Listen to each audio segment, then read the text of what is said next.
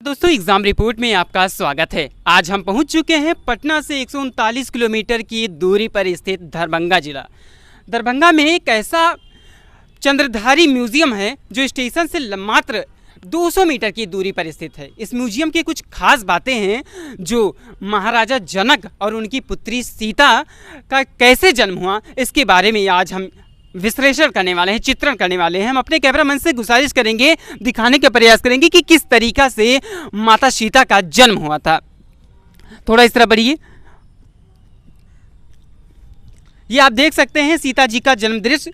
प्रचलित कथाओं के अनुसार अपनी प्रजा को आकाश से मुक्ति दिलाने के लिए महर्षि याज्ञवल्क्य के परामर्श पर विदेह राजा जनक द्वारा खेत में हल जोतने के क्रम में पृथ्वी के गर्भ से सीता मैया जी उत्पन्न हुई। हिंदी एवं संस्कृत साहित्य में इन्हें कर्तव्य परायण आदर्श नारी के रूप में भी जाना जाता है। कांतौली स्टेशन के समीप गिरजा स्थान तथा सीता मंदिर स्थिति पुराना में इनके जन्म से जुड़े पौराणिक स्थल का आज भी लोकप्रिय चित्र का अवलोकन किया गया है। आप ये देख सकते हैं किस तरीका से महाराजा जनक खेती कर रहे थे, जोत रहे थे, और जोतने के दौरान एक घड़ा मिलता है जिसमें सीता मैया जी उत्पन्न होती हैं। इसलिए कहा जाता है कि सीता मैया जी का जो जन्म हुआ है वो पृथ्वी के गर्भ से हुआ है। और ये देख लीजिए महाराजा जनक है और उनके पीछे कुछ ऋषि हैं। ठीक, हम अपने कैमरा में से आगे गुजारिश करेंगे कि इस पार्क में कुछ और अजीबोगरीब ठीक नमूने हैं जो आप देखने लायक हैं। आगे बढ़ेंगे और यहाँ काफी ज़्यादा शिलालेख बनाए गए हैं। आगे बढ़ेंगे। ब्राह्मणी द्वारी सुलभा राजा जनक के साथ दर्शन शास्त्र विद्या में सुलभा का शास्त्र हुआ था। उन्होंने अपने ज्ञान और प्रखर बुद्धि से राजा जनक के हाथ को प्रभावित भी कर दिया था। आगे हम बढ़ेंगे और कुछ यहाँ पर एक विशेष प्रकार की जो मूर्ति लगाई गई है आप देख सकते हैं। मर्यादा पुरुषोत्तम श्री राम जब यहाँ पे आए थे तो आप देख सकते हैं कि अहिल्या जी को अपने अंगूठे से छूते हैं, जिससे वो पाषाण थी, पत्थर बन चुकी थी, तो वो फिर वो श्राप मुक्त हो जाती हैं और एक मानव के रूप में फिर से वो सही हो जाती हैं। आगे चलेंगे। यहाँ पर काफ़ी और ज़्यादा शिलालेख लगाए गए हैं जो कि आप देख सकते हैं। ये दरभंगा के चंद्रप्रभा म्यूजियम को काफ़ी ज़्यादा सुंदर बनाने का कार्य करता है।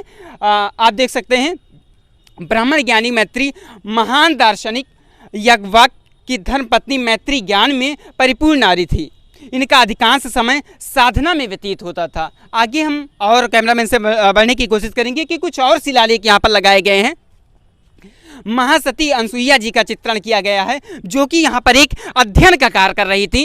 हम कैमरामैन से अपनी गुजारिश करेंगे कि इस पार्क में एक बहुत बड़ा तालाब बनाया गया है जो कि इस पार्क की सुंदरता को और ज़्यादा, इस म्यूजियम की सुंदरता को और ज़्यादा मनमोहक बनाता है, जिससे यहाँ पर जो टूरिस्ट होते हैं घूमने के लिए आते हैं वो काफ़ी ज़्यादा इससे प्रेरित होते हैं। यहाँ पर काफ़ी ज़्यादा बोट वगैरह भी लगा है। तो कैमरामैन से गुजारिश करेंगे कि जो दरभंगा शहर इस तालाब के किनारे टिका हुआ है एक बार दिखाने का हमारे दर्शकों का प्रयास करें। ये अभी सुबह का समय है। इसका खुलने का समय होता है 10:30 और ये शाम 4:30 पर बंद हो जाता है।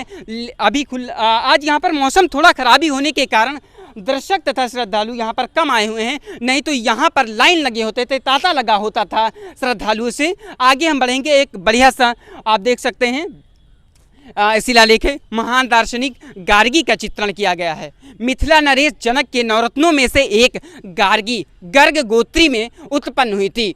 उपनिषदों में उल्लेख किया गया है कि राजा जनक द्वारा आयोजित ब्रह्मचर्य से आत्मा से संबंधित प्रश्न गार्गी ने ही इसको हल कर दिया था। आगे हम अपने कैमरामैन से गुजारिश करेंगे कि पीछे एक बहुत बड़ा चित्रण किया गया है, उसको पहले दिखा दिया जाए, तब हम आगे बढ़ेंगे कि यहाँ पर काफ़ी ज़्यादा जो और शिलालेख लगाए गए हैं उन शिलालेखों के बारे में हम आपको बताने का प्रयास करेंगे। और दोस्तों अगर आप आना चाहते हैं बिहार की राजधानी पटना तो पटना से 139 किलोमीटर दूरी पर और आएँ और यहाँ पर चंद्रप्रभा म्यूजियम में ज़रूर इस नज़ारे को देखें, जिससे आप जो कि काफ़ी ज़्यादा मनमोहक है। और इस म्यूजियम में आने के लिए आपको पैसे की ज़रूरत नहीं पड़ती है, बल्कि ये बिल्कुल फ्री एंड कास्ट है। अगर आप नाव में घूमना चाहते हैं तो भी आपको पैसे देने पड़ सकते हैं। आगे चलेंगे और यहाँ पर काफ़ी ज़्यादा चित्रण किया गया है, उस चित्रण के बारे में हम आपको बताएंगे। ये आप देख सकते हैं, मिथिला के प्रशासक राजा ज्ञानदेव अपने राज्य दरबार का चित्रण कर रहे थे। कर्नाटक वंशी 1097 से लेकर 1394 के संस्थापक राजा ज्ञानदेव के शासनकाल में मिथिला साहित्यिक, संगीत, कला एवं दर्शन के क्षेत्र में अग्रणी भूमिका निभा रखा था। दरभंगा के महत्वपूर्ण तालाब कर्नाटक शासकों द्वारा ही बनवाया गया था। कर्नाटक वंश के धरोहर भीड़, भगवानपुर, महिया एवं मिथिला कोशी मंडल के रूप में काफ़ी ज़्यादा विख्यात नजर आता है। आगे चलेंगे, अगले शिलालेख के बारे में हम बताएंगे अपने दर्शकों को। यहाँ पर अगला शिलालेख लगाया गया है जो कि काफ़ी ज़्यादा मनमोहक नजर आ रहा है। राजा काशीश्वर ठाकुर फिरोज शाह तुगलक से अपनी सत्ता प्राप्त करते हुए नजर आ रहे थे। ये आप देख रहे हैं किस तरीक़ा से फिरोज शाह तुगलक से राजा काशीश्वर ठाकुर जी उनसे यहाँ दरभंगा के शासक के रूप में शपथ ग्रहण ले रहे थे। आगे चलेंगे, अगले शिलालेख के बारे में बताएंगे कि अगले शिलालेख में के बारे में है क्या। और यहाँ पर अगर आप आना चाहते हैं, अगर आप दरभंगा आएँ तो महाराजाधिराज कामेश्वर सिंह, देश रत्न डॉक्टर राजेंद्र प्रसाद एवं पूर्व प्रधानमंत्री पंडित जवाहरलाल नेहरू के साथ सन 1956 ईस्वी में सम्राट अशोक द्वारा महामहोपाध्याय पंडित महेश ठाकुर को मिथिला की राज व्यवस्था के रूप में सौंपा गया था। चूंकि वह खंड मध्य प्रदेश के मूल निवासी थे, अतः उनके राजवंश को खंडवंश कहा गया। इनके शासन व्यवस्था में मिथिला की शिक्षा के बारे में आदि चित्रण किया गया है। हम अपने कैमरामैन से गुजारिश करेंगे कि और पीछे दिखाने का प्रयास करें कि चंद्रप्रभा म्यूजियम का हाल कैसा है। म्यूजियम के अंदर तो नहीं जा सकते हैं दोस्तों, क्योंकि म्यूजियम के अंदर कैमरे चलाना सख्त मना है। और आगे यहाँ पर जो और शिलालेख हैं, शिलालेख के बारे में हम आपका चित्रण करेंगे। ये अगले जो शिलालेख लगाया गया है, मंडल मिथिला की धर्मपत्नी भारतीय जगत गुरु शंकराचार्य से शास्त्रार्थ करते हुए मिथिला के महान विद्वान एवं दर्शन शास्त्र मंडल मिश्रा की प्रतिभा को सुनकर जगत गुरु शंकराचार्य दक्षिण भारत से शास्त्रार्थ करने हेतु महर्षि ग्राम पधारे हुए थे। आगे हम बढ़ेंगे और अपने दर्शकों को दिखाएंगे कि यहाँ पर काफ़ी और ज़्यादा शिलालेख लगाए गए हैं। उन शिलालेखों के बारे में आखिर क्या लिखा गया है।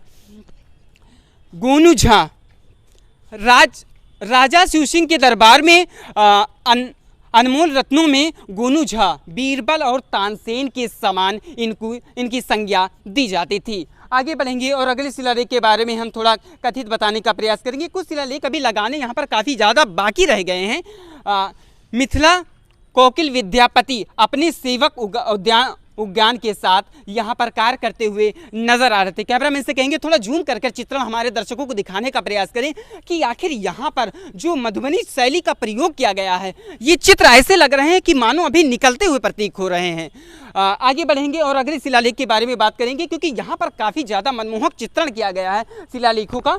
और कुछ शिलालेख अभी लगाने के लिए काफ़ी ज़्यादा बाकी हैं। और ये है म्यूजियम का पीछे का बैकग्राउंड, जो कि आप देख सकते हैं काफ़ी ज़्यादा मनमोहक नज़र आ रहा है। बस यहाँ पर जो टूरिस्ट आते हैं उनके लिए बैठने के एक विशेष प्रावधान भी किया गया है, जो कि बैठक व्यवस्था के लिए लगभग यहाँ पर 3 कैंप भी लगाए गए हैं। आगे बढ़ेंगे, म्यूजियम के आप दीवारों पर देख सकते हैं कि विशेष प्रकार का चित्रण किया गया है, जो कि अगर आपके अंदर कलर ब्लाइंडनेस नाम का रोग नहीं होता है तो आप उसको स्पष्ट रूप से देख सकते हैं। लेकिन अगर आपकी आंख में ऐसी कोई प्रॉब्लम है तो आप इस चित्र को अच्छी रूप से नहीं देख सकते हैं। कैमरामैन से थोड़ी आगे बढ़ने के लिए करेंगे, क्योंकि यहाँ पर काफ़ी ज़्यादा शिलालेख लगाए गए हैं, उसके बारे में भी बताना जरूरी है। दर्शकों, अगर आप वीडियो पर नए हैं तो वीडियो को ज़्यादा से ज़्यादा लाइक करें, वीडियो को शेयर करें और सब्सक्राइब करना चैनल को बिल्कुल न भूलें। ये आगे बढ़ेंगे, यहाँ पर देख सकते हैं कुछ नारियाँ किस तरीका से अपने सर पर घड़े लेकर अपनी पुरानी प्रथाओं को बताने का प्रयास और प्रयत्न कर रही हैं।